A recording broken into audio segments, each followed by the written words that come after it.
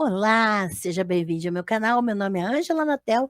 Vamos para a leitura da semana? Sim, hoje é quinta-feira. Tem leitura no canal e eu quero ler um trecho deste livro aqui, Cleópatra, de Arlete Salvador. Como a última rainha do Egito perdeu a guerra, o trono e a vida e se tornou um dos maiores mitos da história.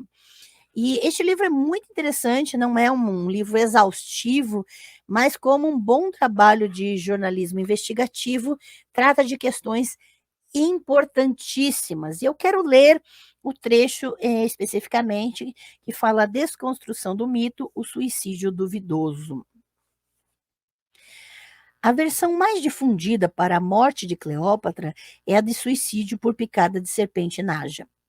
Que outro fim trágico estaria à altura dessa mulher misteriosa que desperta admiração, fascínio e controvérsias 2000 anos depois de sua morte? Os últimos instantes da vida de Cleópatra, morta aos 39 anos de idade, no dia 12 de agosto de 30, na cidade de Alexandria, no Egito, foram assim. Cena 1. Mausoléu de 2 andares construído ao lado do templo dedicado à deusa Ísis, a divindade na qual Cleópatra se inspirava. Ísis simbolizava a maternidade e a fertilidade. Era também a protetora dos necessitados, a quem defendia com poderes mágicos. Derrotada na guerra contra o mandatário romano Otávio, Cleópatra entrincheirou-se ali com todos os seus tesouros em ouro e pedrarias. Marco Antônio, marido e parceiro de guerra, está morto. Os filhos exilados. Cleópatra usa traje branco coberto por uma túnica de cor alaranjada. Os longos cabelos negros estão presos por um camafeu no alto da cabeça, mas as pontas caem em cascata sobre os ombros. Os olhos estão marcados de cajal preto, a tradicional maquiagem das mulheres egípcias, mas ela não usa joias. Veste-se com simplicidade pouco usual para uma rainha dada à ostentação. Parece segura do que terá de fazer, embora mantenha o semblante triste e preocupado. Prepara-se para a viagem a Roma, como quer Otávio, e está acompanhada de 2 camareiras, Chemian e Eiras. Preciso de alguma coisa para comer, diz Cleópatra, algo para me sustentar durante o caminho. Frutas, talvez? Sugere a camareira Chemian. Traga-as, diz a rainha, mas antes preciso escrever uma mensagem a Otávio. É um desperdício de palavras, comenta a outra camareira. Eu já desperdicei tantas palavras com tantos homens, responde Cleópatra como se falasse para si mesma, a voz calma e doce, um murmúrio suave. Ela escreve a mensagem e ordena: vá, entregue a mensagem aos soldados de Otávio. Cena 2. No Palácio Real de Alexandria, onde a comitiva romana ainda saboreia a vitória sobre o exército egípcio, a mensagem chega ao ajudante de ordens de Otávio, que faz menção de entregá-la ao chefe. Leia você mesmo, diz Otávio. O que quer que ela deseje será feito quando chegarmos a Roma. O outro lê a mensagem em voz alta.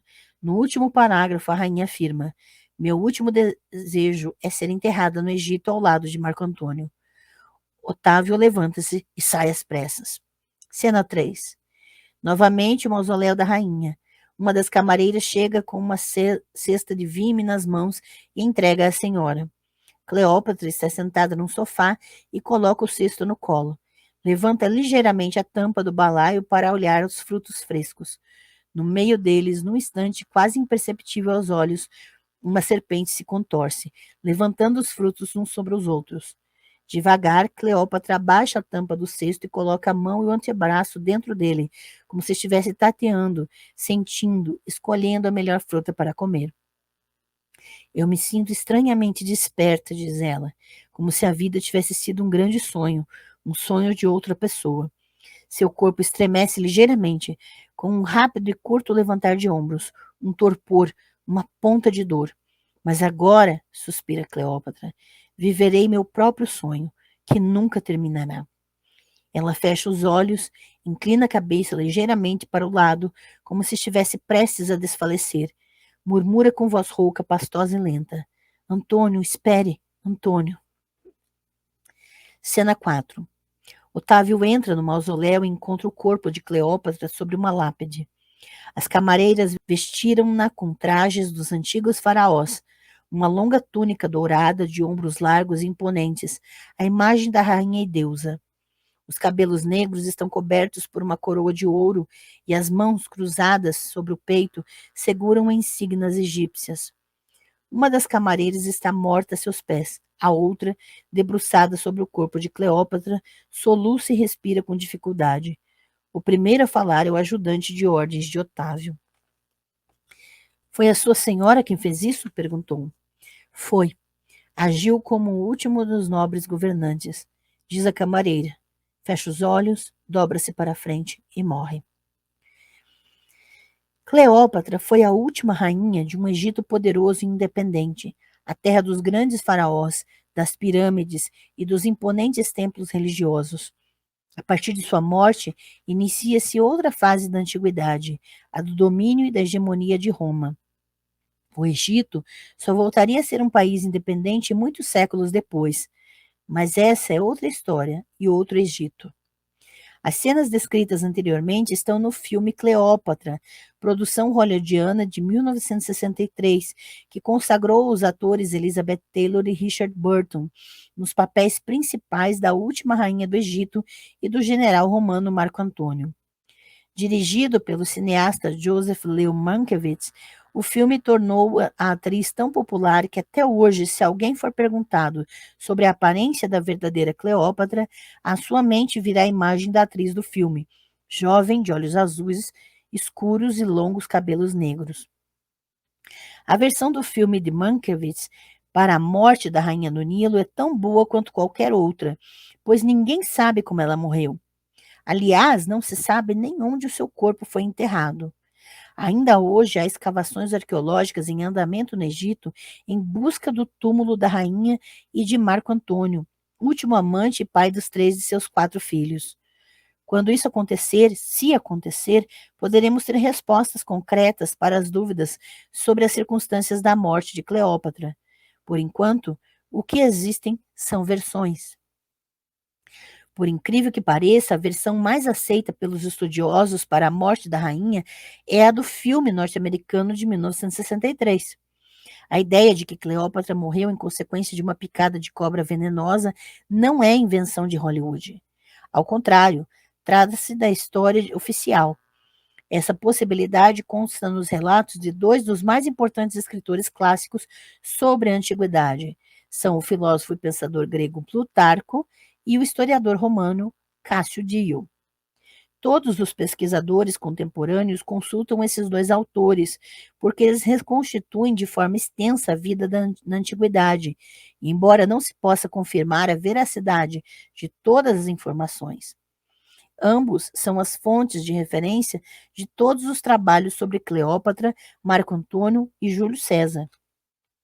Até o dramaturgo inglês William Shakespeare inspirou-se em Plutarco para escrever Antônio e Cleópatra, uma de suas peças mais famosas. O que diz Plutarco sobre a morte de Cleópatra? De uma coisa ele tem certeza: a rainha do Egito se suicidou, pois havia planejado a própria morte muito tempo antes de perder a guerra para Otávio. O suicídio não era comum no Egito na época, mas é provável que Cleópatra considerasse essa possibilidade para uso em situações extremas. Fala Plutarco. Cleópatra colecionava venenos e os testava em prisioneiros condenados à morte. Quando percebeu que os mais rápidos causavam mais dor enquanto os mais suaves demoravam a fazer efeito, passou a testar também venenos de animais, observando com seus próprios olhos os resultados. Fazia isso diariamente. Testou quase todos os animais até encontrar uma serpente cuja picada induzia um torpor e estremecimento sem espasmos ou gemidos.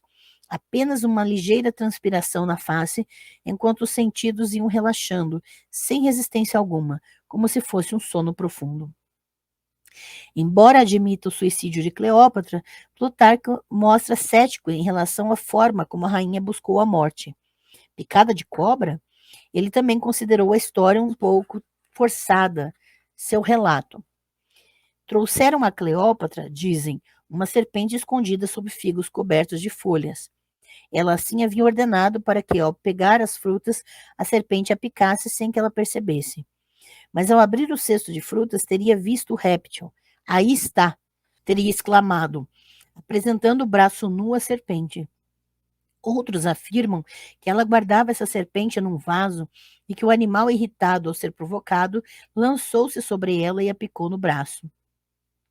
Mas nada se sabe ao certo sobre o tipo de morte. Correu o boato de que ela sempre tivera veneno escondido num camafeu que trazia nos cabelos, mas não se viu em seu corpo mancha ou traço de veneno. Também não foi encontrada serpente no quarto. Segundo alguns, foram vistas no braço de Cleópatra as marcas muito pequenas de duas picadas. Parece que foi nesse sinal que Otávio mais acreditou, pois no momento de seu desfile triunfal, ele fez carregar uma estátua de Cleópatra com o braço envolvido por uma serpente. Como se vê, a versão cinematográfica para a morte de Cleópatra é uma reprodução perfeita do relato de Plutarco, o que não quer dizer que a informação seja verdadeira. Há uma série de razões para ouvir Plutarco com alguma dose de desconfiança. A primeira delas é que o grego nasceu muito tempo depois da morte de Cleópatra. Portanto, ele escreveu seus textos com base em relatos de terceiros, de pessoas que ouviram essas histórias de outras pessoas, que as ouviram de outras, e assim por diante. Certas passagens de seus livros são referendadas com o nome das fontes de informação, dando maior credibilidade às histórias. Como quem conta um conto aumenta um ponto, é impossível saber se os fatos descritos por Plutarco merecem crédito, porque ele não os testemunhou. Entretanto, como ele também não os inventou, apenas os reproduziu, é importante concluir que sim, havia uma versão corrente na época segundo a qual Cleópatra se deixou picar por uma naja. Plutarco podia desconfiar dela. A ironia em seu texto confirma isso, mas a registrou como a ouviu. Então, o fato pode não ser verdadeiro, mas a versão é. Como os escritos de Plutarco são baseados em histórias de terceiros, é preciso levar em conta o ambiente político e cultural em que foram contadas ao autor. Em Roma, Marco Antônio e Otávio, sobrinho de Júlio César, disputavam o controle do governo. Cleópatra era amante e aliada política de Marco Antônio. O povo romano desconfiava do Egito, que lhe parecia um país exótico e místico. Os romanos condenavam algumas práticas religiosas egípcias, como a adoração e sacrifícios de animais. A rainha Cleópatra personificava essa desconfiança pelos seus atributos de mulher sedutora e atraente. Era comparada a uma feiticeira. Otávio aproveitou-se desse sentimento, fazendo de Cleópatra bode expiatório de sua disputa com Marco Antônio. Ele a acusava de influenciar Marco Antônio com poderes mágicos e levá-lo a trair Roma. Poemas e pinturas da época, recuperados em escavações e pesquisas arqueológicas, reproduzem esse sentimento popular vigente. Assim, atacando Cleópatra, Otávio pretendia preservar a imagem de Marco Antônio. Nesse clima de campanha difamatória, como teriam sido afetadas as pessoas que relataram as histórias da rainha a Plutarco e a Cássio Dio? A quem interessava espalhar a versão de suicídio por picada de cobra venenosa se não fosse verdadeira? Otávio teria mesmo acreditado nessa possibilidade? Bem, são perguntas sem respostas. Certo é que as histórias ouvidas pelo grego Plutarco estavam impregnadas por essa imagem negativa e preconceituosa de Cleópatra. Não merecem ir para a lata do lixo por isso, mas devem ser lidas com cautela. Para atrapalhar ainda mais o trabalho dos historiadores na reconstituição da morte de Cleópatra, os escritos de Plutarco eram literários e poéticos.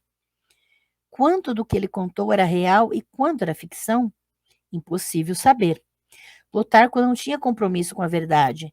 Ao contrário, ele escrevia histórias para enaltecer seus biografados. Talvez, como qualquer outro escritor, tenha se entregado à tentação de contar a versão mais romântica disponível, a mais inverossímil, a mais fascinante entre tantas as que possa ter ouvido. E o suicídio da última rainha do Egito por picada de cobra venenosa é sem dúvida exótica, e por isso mesmo muito atraente para um escritor. Descontadas as condições em que ouviu as histórias e as características literárias do seu trabalho, Plutarco é a fonte mais utilizada para recontar a morte de Cleópatra. Afinal de contas, ele não está sozinho. Para corroborá-lo, há Cássio Dio. O relato do historiador romano chamado A História Romana, tem 80 volumes e cobre quase 1.400 anos de história. Cleópatra é apenas pequena parte de seu trabalho, uma personagem. Cássio é mais detalhista do que Plutarco, mas também dispunha apenas de fontes indiretas de informação. E é historiador entre aspas, porque não tinha ciência, a história como ciência na época, tá? Como colega grego, escreveu seus trabalhos sob o ponto de vista romano. Cássio nasceu décadas depois do reinado de Cleópatra e ouviu suas histórias de terceiros. Eis o que ele conta sobre o suicídio. Ninguém sabe claramente como ela morreu, porque as únicas marcas no seu corpo eram pequenos pontos escuros no braço. Alguns dizem que ela ofereceu o braço a uma serpente que lhe havia sido trazida num jarro de água ou talvez escondida em flores. Outros declaram que ela tinha um camafeu de cabelo com veneno especial. Ele só faria efeito em contato direto com o sangue, quando poderia destruir o corpo rápida, silenciosamente e sem dor. Em circunstâncias normais, visto que ela teria usado o camafeu nos cabelos outras vezes, o veneno não faria mal algum. Naquele momento, entretanto, Cleópatra fez um pequeno corte no braço e depositou ali o veneno. Se foi assim ou de outra maneira, o certo é que ela pereceu, e suas duas camareiras com ela. As suspeitas de Plutarco e Cássio sobre a veracidade da versão para a morte de Cleópatra por picada de cobra são consistentes. Há muitas perguntas sem resposta nessa hipótese. Como as camareiras teriam passado pelos guardas de Otávio, já que Cleópatra era prisioneira deles sem serem fiscalizadas? Como obrigar a serpente a picar alguém? Não só uma pessoa, mas 3 em sequência, as 2 camareiras também morreram? Seria a morte por picada de réptil assim tão silenciosa e imperceptível? A ciência contemporânea já responde a maior parte dessas perguntas e demonstrou a tese do suicídio por picada de cobra. A naja é uma cobra longa e seria quase impossível alojá-la num cesto de vime. Seu veneno é poderoso, deixa o corpo da vítima inchado e desfigurado. Apesar disso, a cobra não teria veneno e disposição suficientes para matar 3 pessoas em sequência. O animal ataca para se defender e escapar. O mais provável é que, sentindo-se ameaçada, a naja fizesse uma vítima e sumisse de cena. A ausência de evidências científicas para a tese do suicídio por picada de cobra abriu caminho para versões menos glamurosas sobre a morte de Cleópatra. A mais perturbadora para os fãs, pois acaba com qualquer romantismo, é a de que foi envenenada por Otávio, o amando dele. Segundo essa corrente de pensamento, houve um homicídio e não um suicídio naquele dia de 12 de agosto de 30.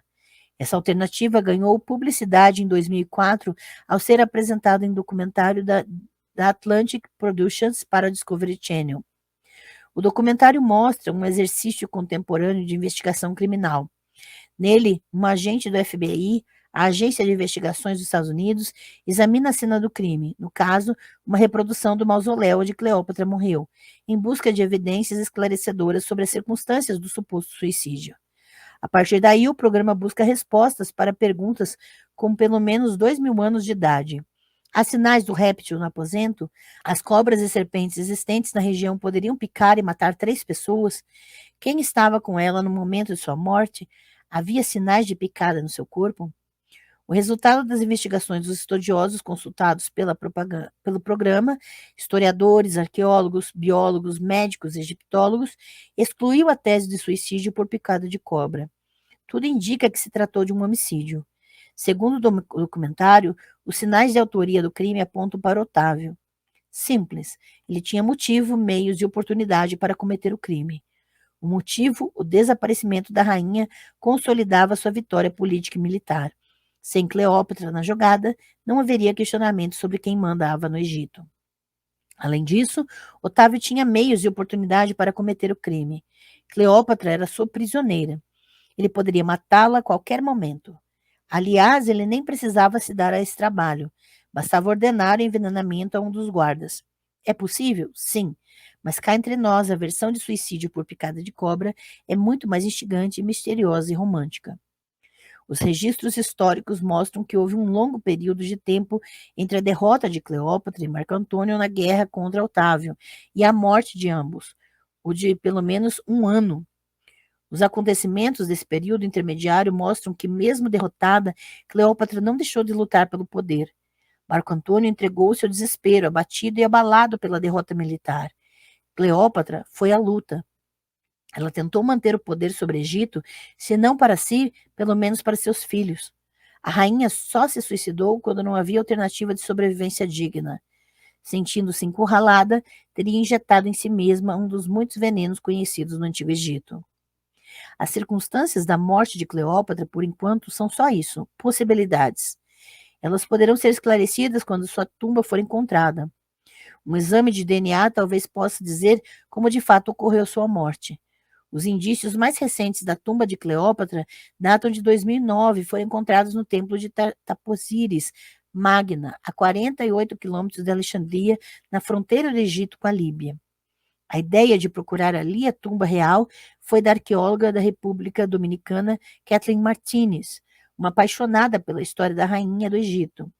Ela convenceu o colega Zahi Hawass, ministro egípcio para antiguidades, de que Taposiris Magna, um templo dedicado à deusa Ísis, seria a tumba perfeita de Cleópatra. O templo fica numa encosta em frente ao mar Mediterrâneo.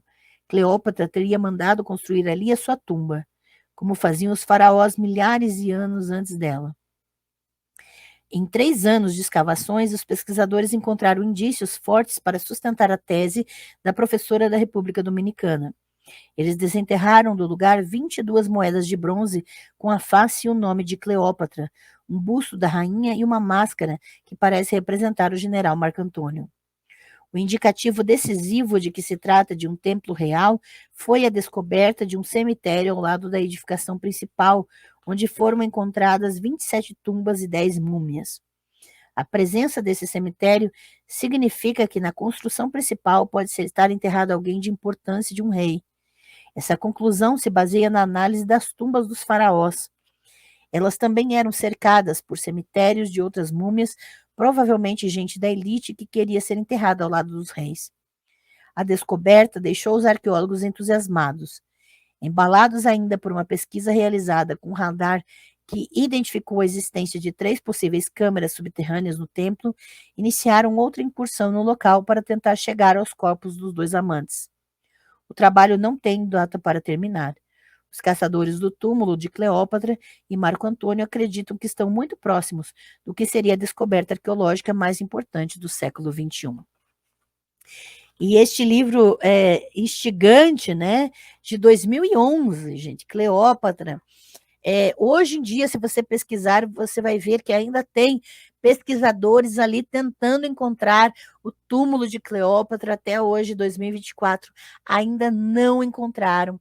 E como vocês podem ver, as histórias a respeito de como ela morreu, e aqui tem uma parte também sobre a aparência dela, essas questões são muitas hipóteses, principalmente a questão da morte, que foi romantizada pelos gregos e pelos romanos, tá?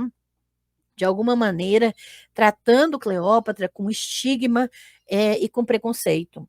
Então, fica aqui a dica da leitura da semana, uma leitura bem tranquila, como vocês podem ver na questão da linguagem, e com muitas ilustrações de achados arqueológicos, de obras artísticas a respeito da vida de Cleópatra, dos escritores, das fontes de informação. Então, é uma obra para todo tipo de pessoa que tem interesse na vida dessa mulher misteriosa e sensacional. Então, fica aqui a dica da leitura. Ótimas leituras para você e até a próxima.